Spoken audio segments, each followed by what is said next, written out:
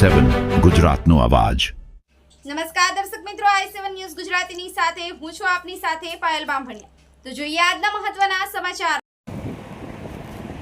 ફર્નિચરના વેચની આડમાં દારૂની હેરાફેરીનો પર્દાફાશ।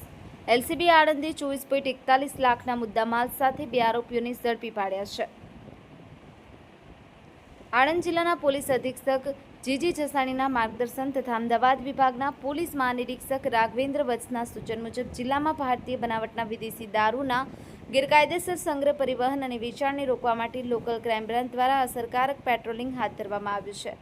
આ દરમિયાન એલસીબીના police sub inspector Shri R M. Chauhan અને તેમની ટીમ વાસદ બગોદરા સ્ટેટ હાઈવે પર પેટ્રોલિંગમાં હતી ત્યારે બાતમી મળી હતી કે સફેદ રંગની બંધ બોડી બોલેરો પિકઅપમાં ફર્નિચરના વેચની આડમાં વિદેશી દારૂનો જથ્થો ભરી બગોદરા તરફ લઈ જવામાં આવી રહ્યો છે। ચોક્કસ બાતમીના આધારે સુંદર ફાટક પાસે વાહનને રોકી તપાસ કરતા શરૂઆતમાં ફર્નિચરનો વેચ જોવા મળ્યો હતો, જોકે તેને હટાવી તપાસ કરતા અંદરથી ભારતીય બનાવટના વિદેશી દારૂની કુલ 123 પેટીઓમાં 1476 બોટલો મળી આવી હતી।